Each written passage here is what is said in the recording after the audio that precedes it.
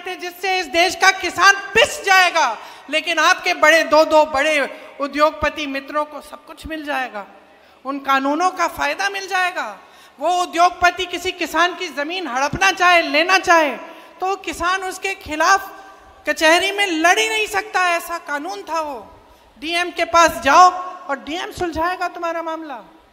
अगर तुम्हारी जमीन ले ली किसी बड़े उद्योगपति ने, ये कानून लाने जा रहे थे, आप समझ गए, आपने पहचाना, और क्योंकि आपने पहचाना, आपने संघर्ष किया। हमारे संविधान ने आपको सबसे बड़ी शक्ति दी है। सत्यमेव जयते कहने वाली बात नहीं थी, ये हमारे संविधान में गढ़ी हुई है ये बात, समानता की बात, कि आप में, मेरी बहन जो यहाँ बैठी है, आप में वो खेती जिसने मुझे सिखाई दादू जी, आप में उतनी ही शक्ति है जितनी दीपेंद्र जी में है, जितनी मोदी जी में है, जितनी मेरे में है। ये संविधान ने शक्ति दी है आपको, ये वोट की शक्ति है, ये वो अधिकार है जिससे आप हम सबको बदल सकते हो, नया नेतृत्व ला सकते हो। आप चाहो तो अपने भविष्य को बदल सकते हो।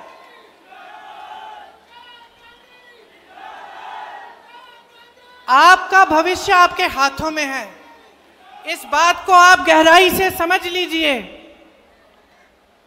अभी चुनाव हुआ था कुछ महीनों पहले, आपने देखा कि इन नतीजों में क्या हुआ। लोग समझने लगे कि ये बड़ी बड़ी बातें करते हैं, ये झूठ बोलते हैं, ये मंच पर आकर कुछ भी कह डालते हैं, लेकिन जब काम का समय होता है, जब न्याय का समय होता है, जब सच्चाई का समय होता है, तो ये दिखते तक नहीं है। तो ये बात आप भी समझ लीजिए। देखिए, आप अपने बच्चों को बड़ा करते हैं ताकि उनका भविष्य बने। माँ बाप खुश कब होते हैं? बच्चा नौकरी कर रहा है, कमा रहा है, हमें भी लगता है, बहन आपको भी लगता होगा, बड़ा होगा, आपकी देखभाल करेगा, आपका पालन पोषण करेगा, मतलब पालन पोषण नहीं, आपकी देखभाल करेगा, आपने पालन पोषण किया है उसका, तो आपको लगता होगा कि मैं किस लिए कर रही हूं इतना संघर्ष, महंगाई इतनी है, कुछ खरीद नहीं पा रही हूं, त्योहार आ रहा है, घर की लिपाई पुताई करनी है, घर को सजाना है, मेहमान आएंगे, खाना बनाना है, त्योहार मनाना है। घबराहट क्यों हो रही है? घबराहट क्यों हो रही है? खुशी के साथ साथ घबराहट हो रही है, क्योंकि महंगाई इतनी है। तो महंगाई, बेरोजगारी, अन्याय, ऐसे ऐसे कानून जिससे किसान की कमाई नहीं हो पा रही है, तो आप बदलाव लाएंगे कि नहीं लाएंगे? यहाँ की बेरोजगारी हटानी है कि नहीं हटानी है? ये लोग भ्रष्टाचार की बात करते हैं, तमाम स्कैम तो इन्हीं के हैं।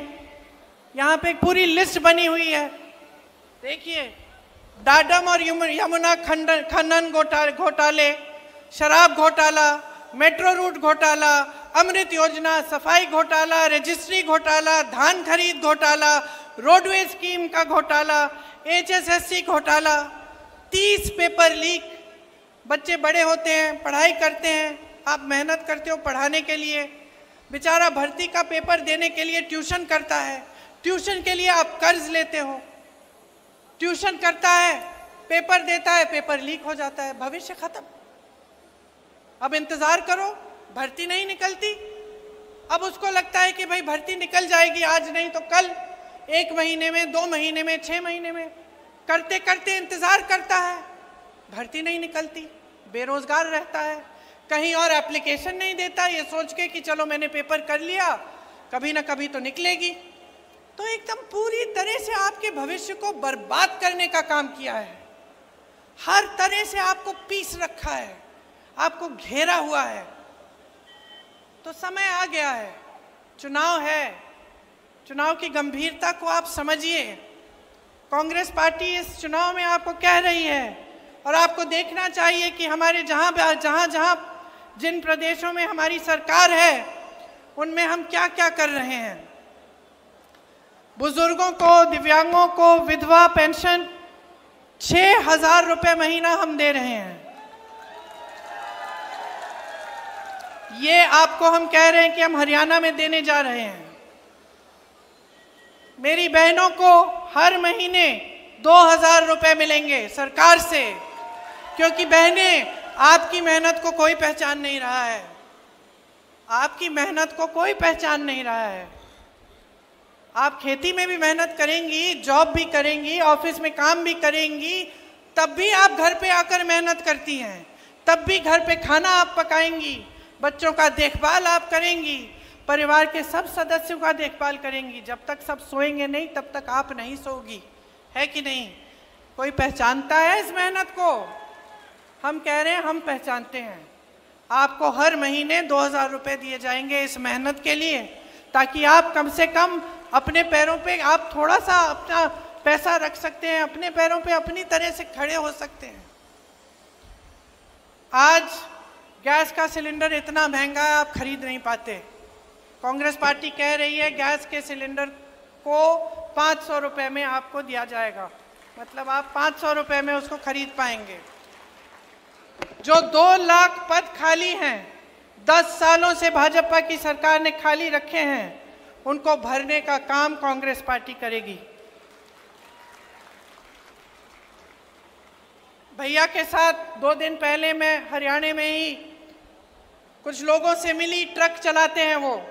मैंने उनसे पूछा कि अगर आपको एक स्कीम आपके लिए निकालनी होती जिससे आपका फायदा होता, वो कैसी स्कीम होती, कौन सी स्कीम होती? उन्होंने कहा कि स्वास्थ्य बीमा की स्कीम होनी चाहिए।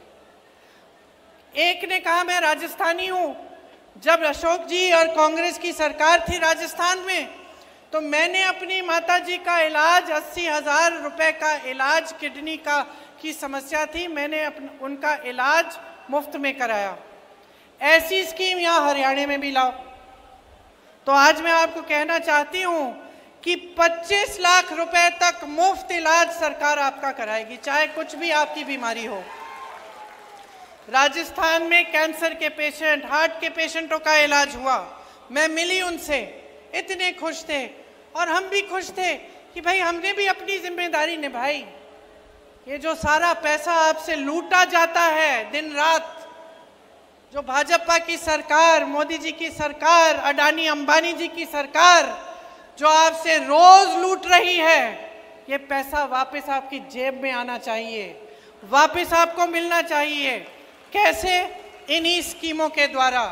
ये 25 लाख का मुफ्त इलाज, ये बीमा, ये जो 2-2 हजार रुपए महिलाओं को मिलेंगे, जो बुजुर्गों और दिव्यांगों को और विधवाओं को 6,000 रुपए का पेंशन मिलेगा, जो शिक्षा और स्वास्थ्य की सुविधाएं मुफ्त में मिलेंगी हरियाणा में अगर कांग्रेस पार्टी आएगी, 300 यूनिट बिजली मुफ्त में मिलेगी,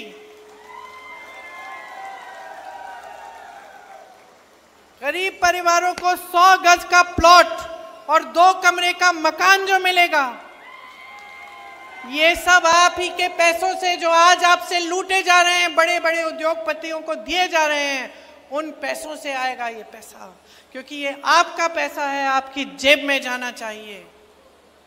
मैंने एमएसपी की बात की, इसकी गारंटी दे रहे हैं हम, गारंटी दे रहे हैं कि आपको मिलेगी। हम पीछे हटने वाले लोग नहीं हैं, हम लड़ने वाले लोग हैं। हम आपके लिए सड़कों पे उतरे हैं, हमने संघर्ष किया है, चाहे दीपिंदर जी हो, चाहे विनेश जी हो, हम सब ने आपके लिए संघर्ष किया है और करते रहेंगे। हम सब आपके लिए दिन रात समर्पित रहेंगे। आप याद रखिए कि कौन आपके लिए खड़ा रहता है और कौन आपके लिए सच्चाई से काम करना चाहता है। मैं दावे के साथ ये कह सकती हूँ कि विनेश उनमें से है, क्योंकि जब हमने राजनीति में आने की बात की तो इन्होंने मुझसे ये नहीं कहा कि मुझे शान चाहिए, शोहरत चाहिए, मुझे जवानों, पहलवानों का प्रदेश है। यहाँ आकर बहुत खुशी होती है, बहुत गर्व महसूस होता है। दिल्ली तो पास में ही है, आना जाना काफी हो जाता है। मेरे बच्चे गुड़गांव में पढ़े, मेरा अपना भी अनुभव है आपके प्रदेश का। मेरी बहनें बैठी हैं। कुछ सालों पहले, लगभग 8 साल पहले, मेरी बेटी शायद 15-16 साल की थी, तब वो हरियाणा प्रदेश के लिए बास्केटबॉल खेली। तो वो भी खेल कूद में तेज है। जब उसको यहाँ आना था एक कैंप के लिए, सर्दी का समय था, मैं भेजना चाह रही थी कि जाए, बाकी बच्चों के साथ अच्छी तरह से खेले सीखे। तो मैंने कहा मैं छोड़ आती हूँ। मैं यहाँ आई, सोनेपत के पास एक जगह थी जहाँ पे स्कूल में एक कैंप था, कोचिंग का कैंप था। तो सुबह छोड़ना था और शाम को बेटी को घर ले जाना था। तो मैंने सोचा अगर मैं कैंप में जाऊंगी तो सबको पता चलेगा कि ये किसकी बेटी है। तो मैंने सोचा कि इससे अच्छा मैं थोड़ा दूर उसको छोड़ देती हूँ और वो चली जाएगी और शाम को मैं आके ले लूँगी, तो किसी को पता नहीं चलेगा कि मेरी बेटी है, सब की तरह समान तरह से उसके साथ व्यवहार होगा। तो मैंने बेटी को छोड़ दिया सुबह पाठशाला में। यहाँ सोनेपत के पास एक सरकारी पाठशाला थी शायद, और मैंने सुरक्षा कर्मियों को कहा कि अपनी गाड़ी हम किसी खेत के पास लगा देते हैं, गाड़ी में रुक जाएंगे पूरे दिन। तो बैठी थी मैं गाड़ी में, कुछ 1-2 किलोमीटर दूर था पाठशाला से, और मैंने खेतों में देखा कि एक दादाजी खेत में काम कर रहे हैं। तो मैंने सुरक्षा कर्मियों को कहा आप यहीं ठहरो, मैं जाके ज़रा बात करती हूँ। मैं चली गई खेत में उनसे बात करने के लिए। उन्होंने मुझे पहचाना नहीं, सुरक्षा कर्मी दूर थे। बातचीत हुई, मैंने कहा मुझे सिखा दीजिए कटाई करना। कटाई कर रहे थे तो थोड़ा सिखाया मुझे, थोड़ी सी कटाई मैंने उनके साथ कर ली। उन्होंने सोचा होगा ये शहर की लड़की है, थक गई होगी, धूप बहुत है, तो कहा कि बेटा घर चलो मेरे साथ, घर में चाय पिलाएंगे, थोड़ा सा आराम कर लेना। मुझे भी लगा कि पूरे दिन इंतज़ार करना है, तो चलो इन्हीं के घर चले जाती हूँ, दादू जी के साथ चली जाऊँगी, वहीं बैठ जाऊँगी, पूरा दिन इंतज़ार करना है मुझे। तो दादू के साथ मैं घर चली गई। मुझे घर ले गए अपने, घर में दादी जी थी, छोटे छोटे बच्चे थे, बहुएं थीं। मुझे खाना खिलाया, पराठे बनाए, चाय पिलाई, सारी बातें बताई कि कौन कहाँ पढ़ता है, कौन किसकी नौकरी कहाँ है, सारी चीज़ें मुझे एकदम अपना लिया। मतलब अभी अभी मिले थे, मुझे जानते नहीं थे, अपने परिवार समान घर ले गए, अपनाया। मुझे भी बहुत अच्छा लगा, खूब बातें हुई कि किस तरह से क्या करते हैं, क्या होता है, अपना जीवन कैसे गुजारते हैं। तभी 4-5 घंटे बीत गए, मुझे पता भी नहीं चला। 4-5 घंटों बाद उनका बेटा घर आया। अब इत्तेफाक से उनके बेटे ने रायबरेली में काम किया था, तो मुझे देखते ही पहचान लिया और कहा कि आप तो प्रियंका हैं। तो अब मैंने कहा नहीं था, मैंने कुछ कहा नहीं था उनको, तो मुझे भी अचानक मुझे लगा, मैंने कहा हाँ। तो फिर तो सबने और भी गले लगाया और फिर दादी जी की बात की, पिताजी की बात की, और हमारी एक दोस्ती हो गई। देखिए 8 से 10 साल बीत गए हैं। जब जब मेरी रैली आसपास लगती है तो उनका बेटा मनोज कभी कभी दादू जी को ले आते हैं मेरे से मिलने, कभी कभी मेरे घर भी आते हैं। जब जब मेरे घर आए तब कभी खाली हाथ नहीं आए, गन्ना लाए, घी लाए, बच्चों के लिए कुछ ना कुछ लाए, कपड़े लाए। और दादी जी सीधे मेरी रसोई में गई और पराठे बनाने लग गई, सबके लिए खाना पकाया। तो एक अपनापन जो था वो एकदम बन गया। और मुझे अक्सर लगता है कि यही है हरियाणा, यही है हरियाणा की जनता, यही है आपकी संस्कृति, यही है आपके संस्कार। और एक और बात बता देती हूँ कि उन 8 सालों में मेरे से एक चीज़ नहीं मांगी। कुछ भी मांग सकते थे, जब हमारी सरकार थी केंद्र में तो ठीक है, लेकिन सरकार न होते हुए भी कुछ भी मांग सकते थे, ये नौकरी दिलवा दो, एक काम करा दो। कुछ नहीं मांगा आज तक मेरे से, सिर्फ मुझे प्रेम दिया है। और मैं समझती हूँ हमेशा कि जो आपका प्रदेश है और मेरा परिवार है, उसके बीच जो रिश्ता रहा है, उसी का प्रतीक ये मेरा एक छोटा सा रिश्ता जो इस एक परिवार के साथ है वो है। एक और बात बताती हूँ, मेरी बच्ची फिर हरियाणा के लिए खेली और उसके साथ 10 और लड़कियां थीं जो उसकी टीम में थीं। यहाँ से दूर जाना था पौंडीचेरी, चेन्नई से भी आगे, मद्रास से भी आगे। वो लड़कियां गई, मैं भी साथ साथ चली गई। मैंने कहा मम्मी हूँ, जाना चाहिए। बाकी 41-45 डिग्री की गर्मी थी और जो मेरी बेटी की टीम की कैप्टन थी उसका नाम रितिका था। छोटी सी लड़की थी, विनेश की तरह, तुम्हारी तरह छोटे बाल थे उसके। 102 बुखार था उस लड़की को, लेकिन वो खेलती रही, रुकी नहीं। डांट खाई उसने अपने कोच से। टीम को जिताने के लिए उसने इतना परिश्रम किया। मेरी बेटी घर आके मुझे कहती है, माँ 102 बुखार था उसको, अगर मुझे बुखार होता तो तुम घर ले आती, बोलती कि ले जाओ अभी नहीं खेलना है। वो अकेली थी, वो लड़ी, संघर्ष किया उसने। हमारी पूरी टीम उसके साथ खड़ी थी, लेकिन वो अकेली लड़की 102 बुखार लेकर वो खेलती रही, वो रुकी नहीं। तो मैं समझती हूं कि हर लड़की, हरियाणा की हर लड़की के दिल में ये आग है। हर बेटी ने संघर्ष किया है अपने अपने तरह से। आप सब बड़ा करते हो, पालते हो, पोसते हो, किसी कैंप में भेजते हो, स्पोर्ट्स के लिए भेजते हो, आगे बढ़ाने के लिए आप संघर्ष करते हो, भरोसे के साथ भेजते हो। मैंने भी जब जब अपने बच्चों को भेजा है, चाहे स्कूल में, पाठशाला में, कोचिंग कैंप में, तो कुछ भरोसा होता है अध्यापकों पे, कोच पे, आगे जो संस्था है उस पे भरोसा होता है कि चलो हम भेज रहे हैं अपने बच्चों को, आप कम से कम हमारे बच्चों की हिफाजत कर लोगे। बच्चा भी देश के लिए, प्रदेश के लिए लड़ रहा है, संघर्ष कर रहा है, खेल रहा है। पूरे देश को गर्व होगा अगर जीतेगा, तो उसकी हिफाजत करिए। यही उम्मीद रखते हैं माँ बाप, है ना? माताएं बैठी हैं बहुत, यही उम्मीद रखती हैं आप।